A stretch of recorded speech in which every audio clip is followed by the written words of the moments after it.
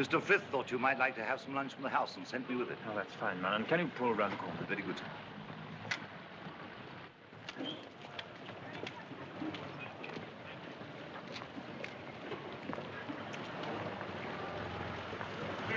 Awfully foolish of me fainting like that. Nonsense. If you hadn't fainted like that, I'd have really lost my temper. Darling, please be careful.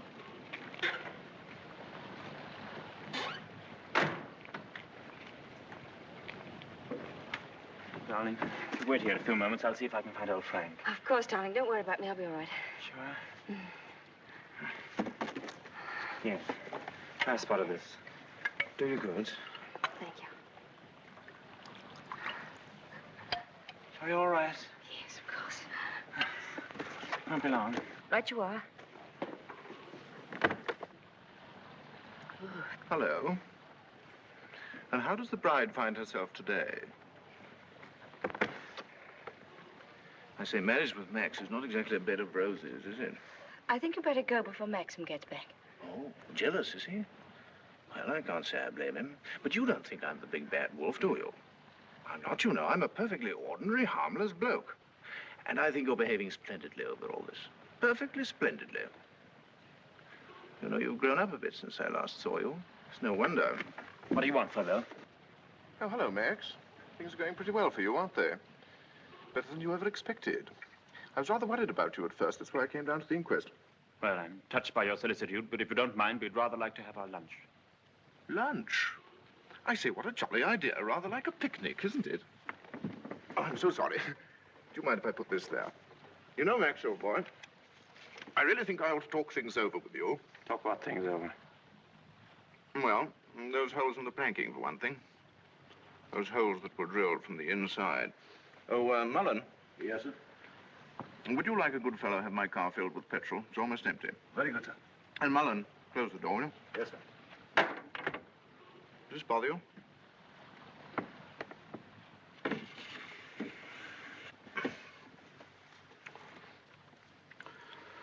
You know, boy, I have a strong feeling that before the day is out, somebody's going to make use of that rather expressive, though somewhat old-fashioned term, foul play.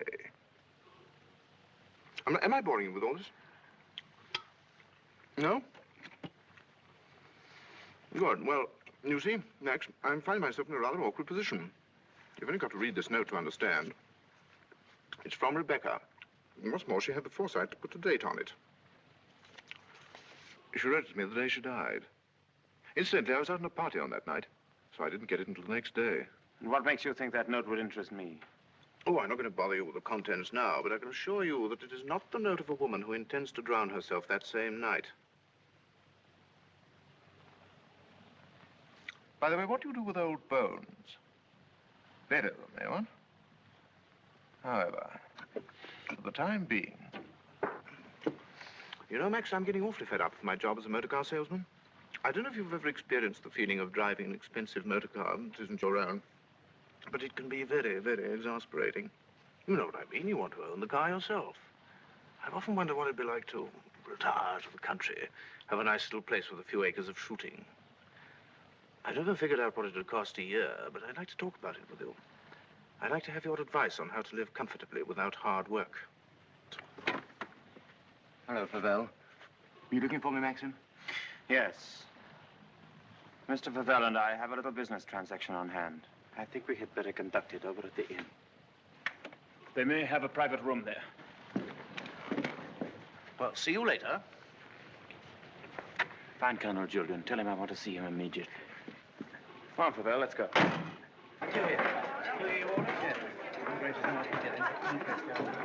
Have you a private room, please? Of course, sir. Through there, sir. Hope this will do, Mr. De Winter. Oh, it's splendid. Splendid. Exactly like the Ritz. Any orders, gents? Yes, you might bring me a large brandy and soda. How about you, Max? Have one on me. I feel I can afford to play host. Thanks, I don't mind if I do. Make it two, will you, like a good fellow? Very good, sir. Where's Mr. De Winter? Through the other door, sir. Colonel Julian, this is Mr. Favell. Oh, I know Colonel Julian. We're old friends, aren't we? Since you're old friends, I assume you also know he's head of the police here.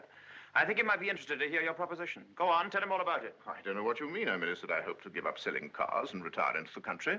Actually, he offered to withhold a vital piece of evidence from the inquest if I made it worth his while. I only want to see justice done, Colonel. Now, that boat builder's evidence suggested certain possible theories concerning Rebecca's death. One of them, of course, is suicide. Now, I have a little note here which I consider puts that possibility quite out of court. Read it, Colonel. Jack, darling, I've just seen the doctor, and I'm going down to Mandalay right away. I shall be at the cottage all this evening and shall leave the door open for you. I have something terribly important to tell you. Rebecca. Now, does that look like the note of a woman who had made up her mind to kill herself? And apart from that, Colonel, do you mean to tell me that if you wanted to commit suicide, you'd go to all the trouble of putting out to sea in a boat and then take a hammer and chisel and laboriously knock holes through the bottom of it? Come, Colonel, as an officer of the law, don't you feel there are some slight grounds for suspicion? Of murder? What else? You've known Max a long time, so you know he's the old-fashioned type, who'd die to defend his honor, or who'd kill for it. It's blackmail. Pure and simple. Blackmail is not so pure, nor so simple. It can bring a lot of trouble to a great many people. And the blackmailer sometimes finds himself in jail at the end of it. Oh, I see. You're going to hold de Winter's hand through all this. Just because he's the big noise around here, and he's actually permitted you to dine with him. Be careful, Favell. You brought an accusation of murder. Have you any witnesses? Oh, I do have a witness. Oh. It's that fellow Ben. That stupid coroner hadn't been as much of a snob as you are. He'd have seen that half-wit was hiding something. And why should Ben do that? Because we caught him once, Rebecca and I, peering at us through the cottage window. Rebecca threatened him with the asylum. That's why he was afraid to speak. But he was always hanging about. He must have seen this whole thing. It's ridiculous even listening to all this. You're like a little trades union, all of you, aren't you? And if my guess is right, Crawley, there's a bit of malice in your soul toward me, isn't there? Crawley didn't have much success with Rebecca. But he ought to have more luck this time. And the bride will be grateful for your fraternal arm, Crawley, in a week or so. Every time she faints, in fact. Go wake up! Maxim, please. That temper of yours will do you in yet, Max. Oh, excuse me, gentlemen. Now, is there anything else? Yes. You might bring Mr. De Winter a sedative. No, nothing at all. Just leave us. Very good. Now, Favell, let's get this business over. As you seem to have worked out the whole thing so carefully, perhaps you can provide us also with a motive. Ah, I knew you were going to bring that up, Colonel. I've read enough detective stories to know that there must always be a motive. And if you'll all excuse me a moment, I'll supply that too. I wish you'd go home. You ought not to be here through all this. Please let me stay, Maxim.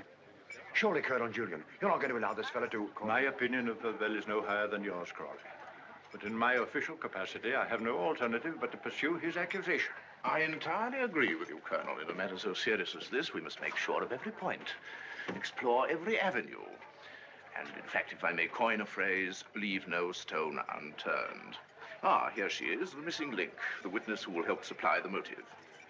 Colonel Julian, Mrs. Danvers. I believe you know everyone else. Won't you sit down? No offense, Colonel, but I think I'll put this to Danny. She'll understand it more easily. Danny, who was Rebecca's doctor?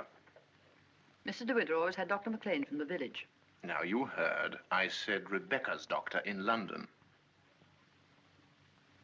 I don't know anything about that. Oh, don't give me that, Danny. You knew everything about Rebecca. You knew she was in love with me, didn't you?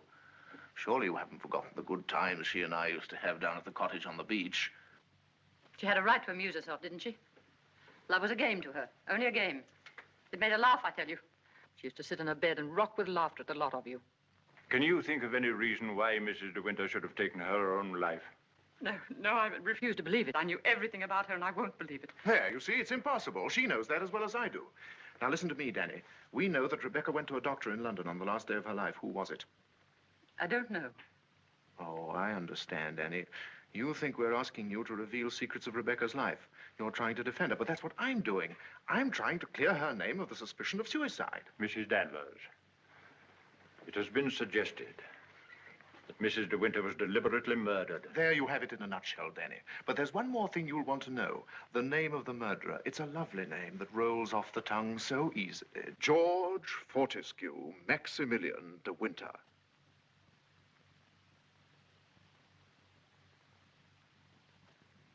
There was a doctor. Mrs. De Winter sometimes went to him privately. She used to go to him even before she was married. We don't want reminiscences, Danny. What was his name?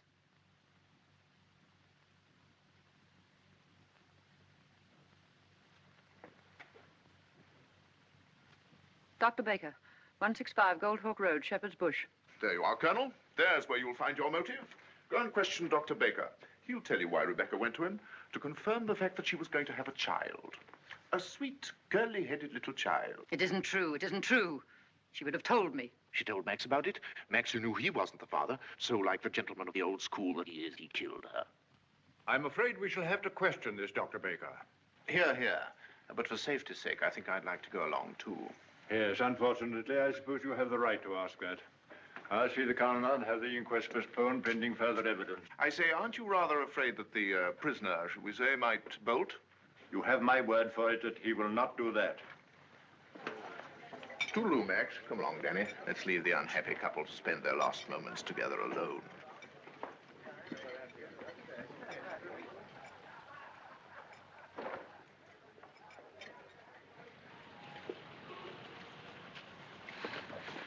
Are you sure you don't want me to go with you, Max? No, darling, it'll be very tiring for you. I'll be back the very first thing in the morning, and I won't even stop to sleep. I'll be waiting for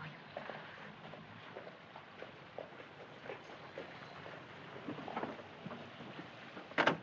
Ready, Maxim? Yes. You two go on ahead. I'll follow with Favell.